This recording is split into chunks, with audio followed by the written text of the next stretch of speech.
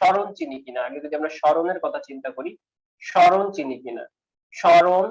তারপরে আমরা বেগ চিনি কিনা, বেগ। তারপরে আমরা ত্বরণ চিনি কিনা, ত্বরণ।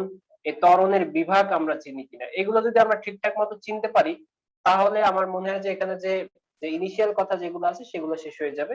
তবে এই বেগের ভিতরে আবার কয়েকটা ভাগ আছে, এই বেগের ভাগগুলো যদি আমরা ঠিকঠাক মতো বুঝতে পারি, তাহলে মোটামুটি কয়েকটা ম্যাথ আমরা সলভ করতে পারবো। ঠিক আছে, তাহলে দেখি তো সরণ আমরা চিনি কিনা। সরণ আমরা মোটামুটি জানি যে সরণ একটা ভেক্টর রাশি, তার মানে কি এর একটা দিক থাকবে এবং মান থাকবে। তার মানে কি নির্দিষ্ট দিকে, নির্দিষ্ট দিকে মনে করো এটা পশ্চিম দিকে, পশ্চিম, পশ্চিম দিকে, নির্দিষ্ট দিকে দূরত্বই, দূরত্বকে সরণ বলে। তার মানে কি এখান থেকে এই যে দূরত্ব, এটাকে সরণ বলে। সরণকে আমরা মূলত এক্স দ্বারা প্রকাশ করি অথবা এস দ্বারা প্রকাশ করি। এটা হচ্ছে আমাদের সরণ, সিম্পল। এবং এই সরণটা সবসময় কিসে থাকে, যদি আমাদের এটা টি এর ফাংশন হয়, টি ফাংশন, তাহলে এক্স ইকুয়ালস টু মনে করা দেওয়া আছে 5t square plus 2t plus 3। এটা একটা কি, এটা কিন্তু তাহলে কি আমাদের সরণের রাশিমালা এটা। আচ্ছা, এই সরণ থেকে, এই সরণ থেকে আমরা বেগ কিভাবে পাই, সরণ থেকে আমাদের বেগ কিভাবে পাই? বেগ মানে হচ্ছে তোমরা যদি সরণকে, অর্থাৎ এই যে এক্স কে যদি ডিটি অর্থাৎ টি এর সাপেক্ষে যদি সরণকে অন্তরীকরণ করি, তাহলে তখন আমরা পাই হচ্ছে বেগ বা ভেলোসিটি। তাহলে বেগটা কত? বেগটা হচ্ছে তোমার 10t প্লাস 2, আর এটাকে করলে 0 চলে আসে। আমরা অন্তরীকরণ করতে পারি, খুবই সিম্পল বিষয়, মানে জটিলতার কোনো কিছু নাই। কিন্তু এখানে আসার পরে বেগের কয়েকটা প্রকারভেদ আছে। একটা আছে তোমার গড় বেগ, একটা আছে তোমার গড় বেগ, আর একটা আছে তোমার তাৎক্ষণিক বেগ। তাৎক্ষণিক, তাৎক্ষণিক বেগ, গড় বেগ, এবং আরেকটা আছে তাৎক্ষণিক বেগ। গড় বেগ জিনিসটা কি, এটা দিয়ে আমাদের প্রশ্ন আছে, এটা একটু সবাই এখানে স্টার চিহ্ন দিয়ে রাখো, কারণ থিওরিটিক্যাল প্রশ্নে গড় বেগ থেকে আসে। আর তাৎক্ষণিক বেগটা কি? তাৎক্ষণিক বেগটা হচ্ছে এই যে মানটা আমরা বের করছি, এটা হচ্ছে তাৎক্ষণিক বেগ। বেগের ক্ষেত্রে আমরা জানি বেগ মানে কি সরণ ভার্সেস সময়। সোজা কথা আমরা যেটা বলি সরণ ভার্সেস সময়, সরণের পরিবর্তন ভার্সেস সময়ের পরিবর্তন, এটা কি আমরা মূলত বলি বেগ। আর এই বেগটাকে বলে গড় বেগ। এই যে সময়ের পরিবর্তন এবং সময়ের পরিবর্তন, এটাকে আমরা বলি মূলত বেগ। আর এই যে বেগটা, এটাকে বলি গড় বেগ। আর গড় বেগ থেকে তাৎক্ষণিক বেগ কিভাবে পাই? যখন এর লিমিটটা মানে টি টেন্ডস টু জিরো, মানে সময়ের পার্থক্যটা জিরোর কাছাকাছি হয়, তখন যে এই সরণের পরিবর্তন ডিভাইড বাই সময়ের পরিবর্তন, এটাকে বলা হচ্ছে তাৎক্ষণিক বেগ। তাহলে কি তুমি তাৎক্ষণিক বেগ আর গড় বেগের ভিতরে সম্পর্কটা পাইছো? তাহলে বলো তো গড় বেগটা কি, আমাকে একটু বলো তো তাহলে তোমরা গড় বেগটা কি। তাহলে আমরা বুঝতে পারছি গড় বেগ হচ্ছে কি মোট সরণের পরিবর্তন ডিভাইড বাই মোট সময়ের পরিবর্তন। তার মানে মোট সরণ ডিভাইড বাই মোট সময়, এটা কি বলে কি গড় বেগ। আর তাৎক্ষণিক বেগটা কি, যদি সময় ব্যবধানটা শূন্যের কাছাকাছি হয়, তাহলে কি গড় বেগের সময় ব্যবধান যদি শূন্যের কাছাকাছি হয়, তাহলে সেই বেগটাকে বলবো হচ্ছে তাৎক্ষণিক বেগ। আচ্ছা, এবার আমাকে একটু বলো তো গড় বেগ এবং তাৎক্ষণিক বেগটা সবাই বুঝতে পারছো কি? গড় বেগ এবং তাৎক্ষণিক বেগটা বুঝতে পারবেন। তাহলে গড় বেগটা কি বলতো? মোট সময় ব্যবধান ডিভাইডেড বাই, সরি, মোট দূরত্ব মানে মোট সরণের ব্যবধান ডিভাইডেড বাই মোট সময়ের ব্যবধান। তো এই বিষয়টা মনে রাখবা, এটা থেকেই তোমার মূলত কৃষি এবং গুচ্ছতে প্রশ্ন আসে গড় বেগ দিয়ে। তাৎক্ষণিক বেগ সবাই জানি, এটা দিয়ে তেমন একটা প্রশ্ন আসে না। আর কিছু এরকম ডিফারেন্সিয়াল ইকুয়েশন থাকে, ডিফারেন্সিয়াল ইকুয়েশন থেকে কিছু প্রশ্ন আসে। আর এখান থেকে গ্রাফের কথাবার্তা যেগুলো আছে সেগুলোতে আমরা পরে যাবো, আপাতত আমরা যাবো। অনুরূপ ভাবে দেখো এখানে আছে আবার ত্বরণ। এই ত্বরণ হচ্ছে আমাদের আবার কি ত্বরণের প্রকারভেদ আছে। ত্বরণ কত প্রকার বলতো? ত্বরণও আমাদের একটা আছে তোমার গড় ত্বরণ, আর একটা আছে তোমার তাৎক্ষণিক ত্বরণ। গড় ত্বরণ আর একটা আছে তোমার তাৎক্ষণিক ত্বরণ। এই তাৎক্ষণিক ত্বরণটা মূলত আমরা বের করি, তাৎক্ষণিক ত্বরণটা হচ্ছে a cos dv divide by dt। বুঝতে পারছো? a cos dv divide by dt মানে কি সময়ের সাথে যদি বেগের অন্তরীকরণ করি, তাহলে সেটা তাৎক্ষণিক ত্বরণ হয়। তাহলে বলো তো এটা তাৎক্ষণিক ত্বরণটা কত?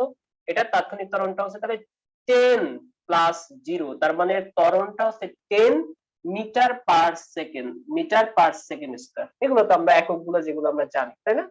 10 মিটার পার সেকেন্ড স্কয়ার। তাহলে তাৎক্ষণিক ত্বরণটা পাইছি। আর গড় ত্বরণটা কি বলতো? গড় ত্বরণটা হচ্ছে মোট বেগের ব্যবধান ডিভাইড বাই মোট সময়ের ব্যবধান। মোট বেগের ব্যবধান ডিভাইড বাই মোট সময়ের ব্যবধান। তাহলে গড় ত্বরণ থেকে তেমন একটা প্রশ্ন আসে না, কিন্তু তাৎক্ষণিক গড় বেগ থেকে প্রশ্ন আসে এবং তাৎক্ষণিক ত্বরণ থেকে প্রশ্ন আসে। আর ত্বরণটা যদি মান নেগেটিভ হয় তাহলে সেটাকে বলা হচ্ছে মন্দন।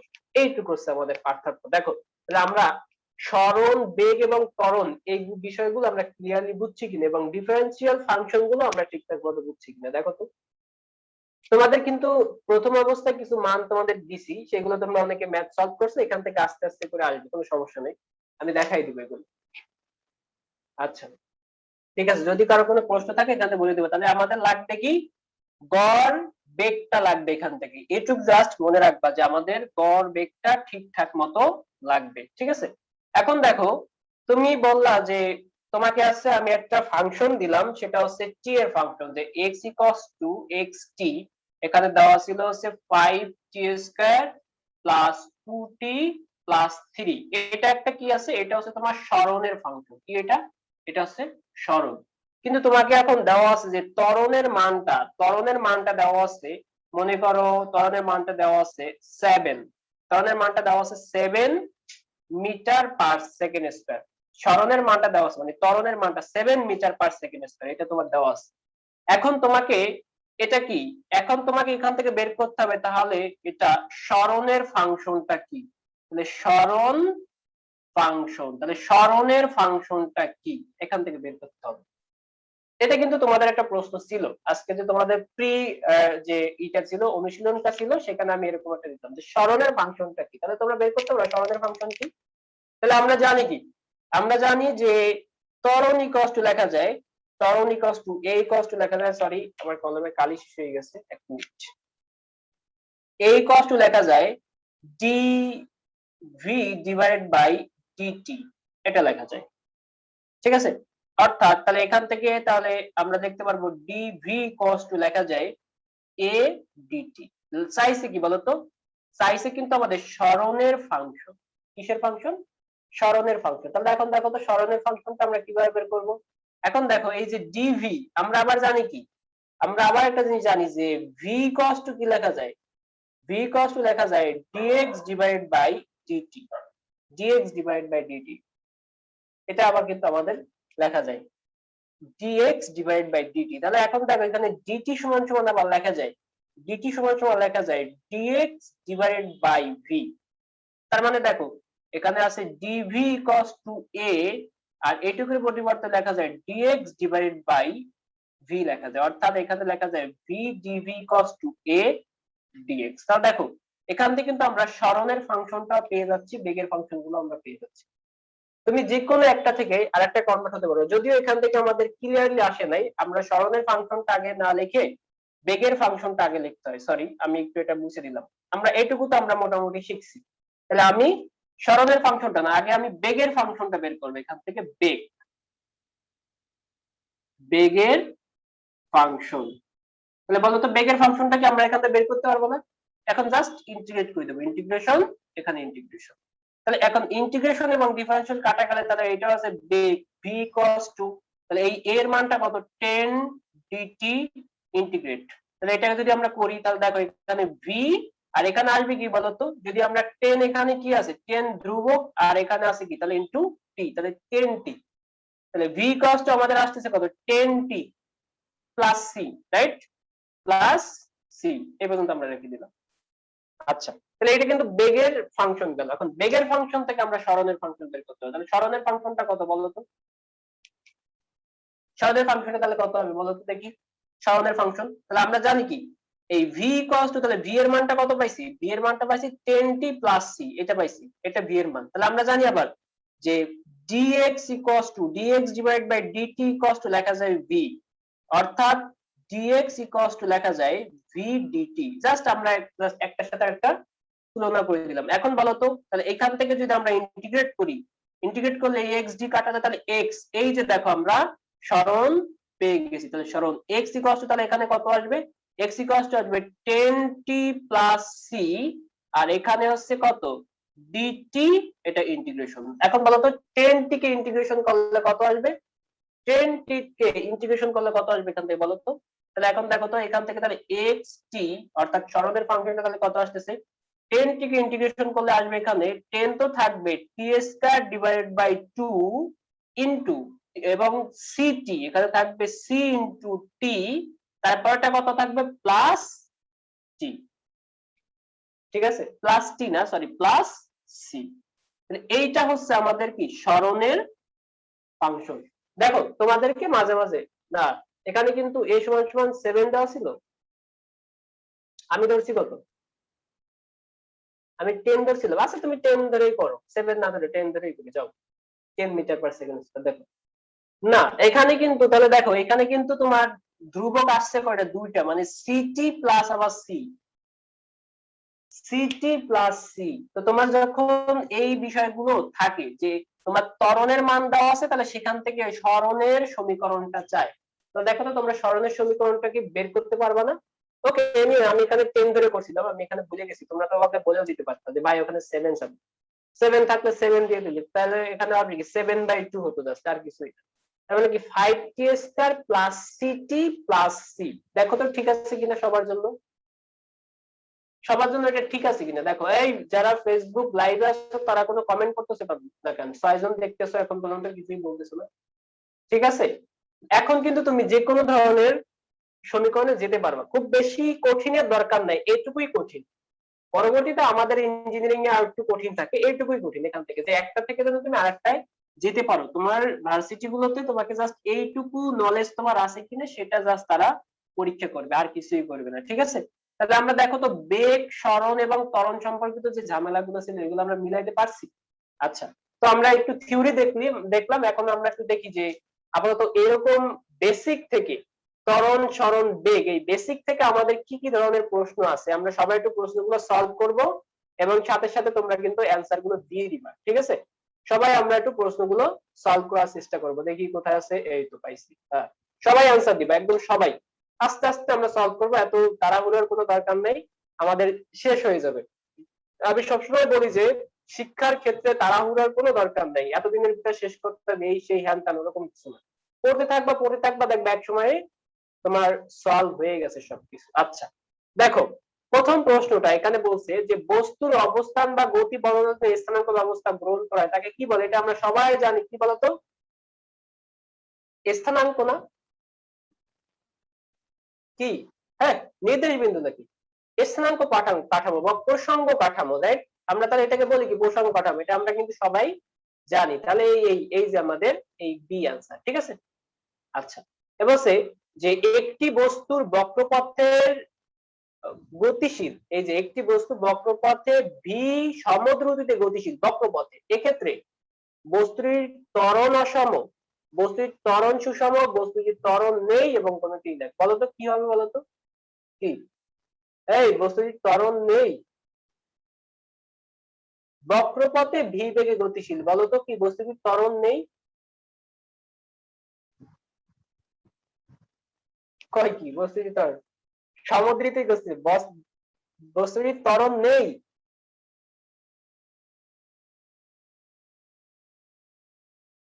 আচ্ছা তোমরা একটু চিন্তা করো এই বিষয়টা কেমন আছে, আমি একটু তোমাদের জন্য জাস্ট বলি। এখানে বস্তুটির ত্বরণ নেই কেন বলতেছো? সুষম বক্রপথে যদি গতিশীল থাকে, দেখো এটা হচ্ছে আমি বক্রপথে কাটাই, হ্যাঁ, এই যে এইভাবে গতিশীল, এই। এখন দেখো বেগ যদি এখানে যাওয়ার পরে বলতো এর বেগ কোন দিকে, এটার বেগ স্পর্শক বরাবর না, কিন্তু যাচ্ছে কোথায়, এইদিকে। তাহলে কি তোমার বেগের কিন্তু পরিবর্তন হচ্ছে, বেগের পরিবর্তন হচ্ছে না? বেগের পরিবর্তন কেন হচ্ছে? কারণ বেগটা থাকার কথা ছিল এইদিকে, কিন্তু বেগটা চেঞ্জ হয়ে গেছে। তার মানে কি মান ও দিকে যে কোনো একটা পরিবর্তন হলে বেগের পরিবর্তন হয়। দেখো এইদিকে আসার পরে, এই পয়েন্টে আসার পরে এর বেগটা কিন্তু এইদিকে, তাই না? এর বেগটা এইদিকে, কিন্তু কোন দিক গেছে?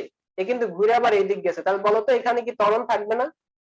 থাকবে কিনা ত্বরণ? ওই পোলাপান বলো, ত্বরণ থাকবে। আবার বেগটা কি এইদিকে বেগটা ছিল, কিন্তু সে আবার ঘুরে এইদিকে গেছে। তার মানে কি দেখো আমাদের ডেল ভি আছে, ডেল ভি আছে, অবশ্যই আছে। কারণ আমরা জানি কি ভি মানে কি, ভি মানে একটা ভেক্টর রাশি, ভেক্টরের মান ও দিকে যে কোনো একটা পরিবর্তন ঘটলে বেগের পরিবর্তন ঘটবে। বৃত্তাকার পথে যদি ঘূর্ণায়মান কোনো বস্তু থাকে, বৃত্তাকার পথে ঘূর্ণায়মান কোনো বস্তুর ক্ষেত্রে ত্বরণ থাকে? এই সবাই বলো, বৃত্তাকার পথে ঘূর্ণায়মান কোনো বস্তু ত্বরণ কি থাকে? বৃত্তাকার পথে সমবেগে ঘূর্ণায়মান কোনো বস্তুর ত্বরণ থাকে? বৃত্তাকার পথে সমবেগে ঘূর্ণায়মান কোন বস্তুর ত্বরণ কি থাকে? গাধা নাকি সবগুলো? না না বলতেছো কেন? তোমার কি না, তোমরা কি মানে এই ঈদের সময় সেমাই নাস্তা খেয়ে কি সবগুলোর ওই পড়া কি পেটের ভিতরে চাপা পড়ে গেছে নাকি? বৃত্তাকার পথে ঘূর্ণায়মান কোন বস্তুর ত্বরণ থাকে না, দিক পরিবর্তন করে না। এর স্পর্শক বরাবর, এইটা বেগের দিকে এইদিকে, কিন্তু কি সে ঘুরতেছে এইদিকে। আবার দেখো প্রত্যেকবার দিক চেঞ্জ করে, তাহলে দিক চেঞ্জ করা মানে কি? দিক চেঞ্জ করা মানে হচ্ছে বেগেরও পরিবর্তন ঘটানো। ত্বরণ থাকে, ত্বরণ থাকে, ত্বরণ থাকে। বৃত্তাকার পথে ঘূর্ণায়মান কোন বস্তুর ত্বরণ কত হয়? a সমান সমান ভি স্কয়ার বাই আর। মনে নাই? ভি স্কয়ার বাই, আমরা জানি না এফ সি ইকুয়ালস টু কত? F C equals to M A. M A, তাহলে এ কত? এম হচ্ছে বস্তুর ভর, আর এ মানে হচ্ছে তোমার ভি স্কয়ার ডিভাইডেড বাই আর। বুঝছো সব? তাহলে কি হবে? অ্যান্সার হবে এম। এটা কিন্তু অসম, এটা অসম ত্বরণ। সবাই গোল্লা পাইছো, নাও এই যে তোমাদের এইটার উপরে একটা এই গোল্লা দিলাম। সবাই যদি এরকম ভুল করে, দেখো এইগুলো ভুল করে আসবা আর বলবা যে ভাই পড়ায় না, এগুলো কিছু জানে না। এগুলো তো মানে বাচ্চা কাচ্চা পোলাপানেও পারে। হাই হাই, খাইছি, কাদের নিয়ে আসি? সবগুলা ফেল মারছো। লাইভের গুলো কি খবর? লাইভের গুলো আচ্ছা, সমস্যা নেই। দেখি এবার বলছে, সময় ব্যবধান শূন্যের কাছাকাছি হলে সময়ের সাথে বস্তু সরণের হারকে কি বলে? সরণের হারকে তাৎক্ষণিক বেগ বলে, তাই না? এটা তো সবাই পারে একেবারে। নিচের কোনটি সঠিক? আসো এগুলো দেখো, তোমাদের এগুলাই বেশি আসবে, এগুলা অনেক বেশি আসবে। তাছাড়া মানে জটিল কোনো কিছু তোমাদেরকে দিবে না। তাহলে যার কারণে আমরা এটা একটু নিজেরা একটু সলিউশন করে ফেলি আস্তে আস্তে করে, দেখি সামনে কি আছে। নিচের কোনটি সঠিক নয়? নিচের কোনটি সঠিক নয়, এটা কিন্তু তোমার কৃষিতে আসছে। নিচের কোনটি সঠিক নয়?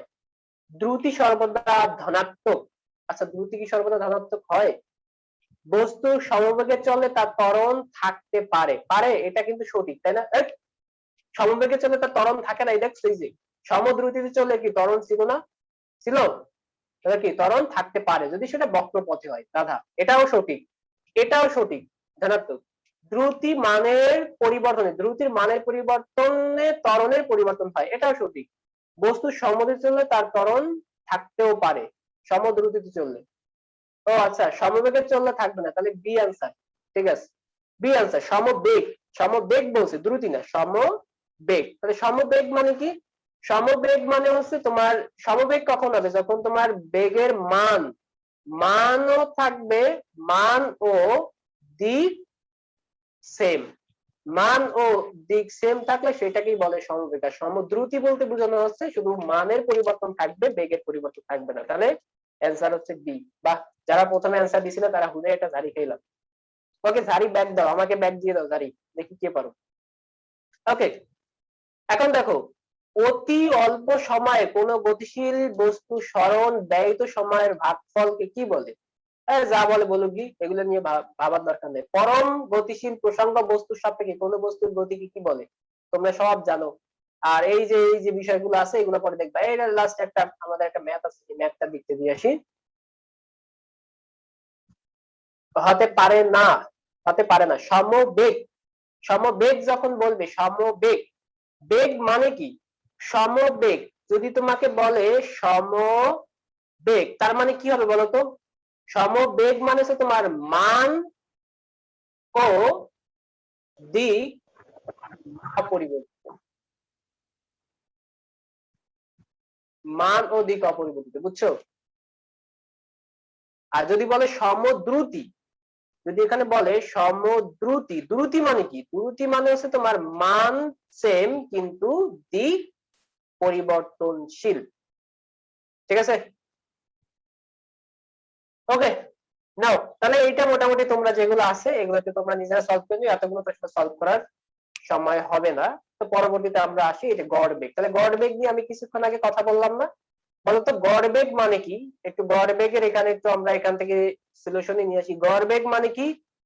মোট সরণ এর পরিবর্তন ডিভাইড বাই মোট সময়ের পরিবর্তন, এটাকে কি বলা হয়? গড় বেগ।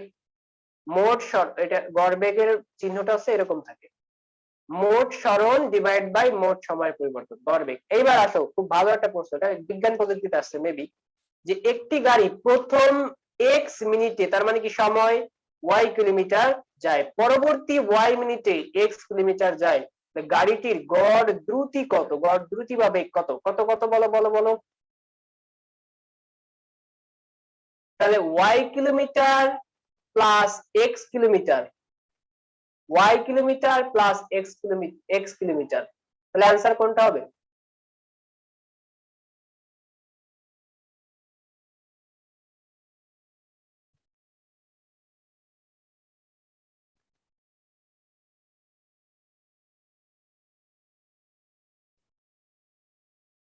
এখানে কি মানে এ তোমরা অ্যান্সার কোন যুক্তিতে বলতেছো বলো?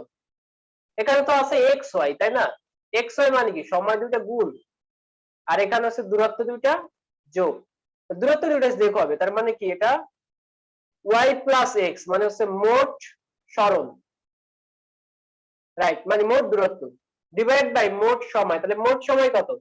এক্স মিনিট ওয়াই মিনিট, তাহলে এটা তো এক্স প্লাস ওয়াই হওয়ার কথা, তাই না? তাহলে এটা কি? তাহলে এটা হবে এক্স প্লাস ওয়াই, তাহলে আলটিমেটলি এখানে অ্যান্সার হবে 1। তো নাই অ্যান্সার। তোমরা অ্যান্সার বলতেছ কেন? এটা হবে না, এটাও হবে না, এটাও হবে না, তাহলে অ্যান্সার মূলত এইটাই, তাই তো? আচ্ছা, এনিওয়ে অপশন নাই এখানে, মূলত এটা এক্স প্লাস ওয়াই হবে, Y plus X divide by X plus Y, ultimately answer 1 হবে। এনিওয়ে ওটা আমাদের দেখার বিষয় না। আমি 3 নাম্বারটা দেখি। 3 নাম্বারটা, একজন ছাত্র 6 কিলোমিটার পার সেকেন্ড বেগে স্কুলে গেল এবং 6 কিলোমিটার পার সেকেন্ড বেগে স্কুল থেকে ফিরলো, তার গড় দ্রুতি কত?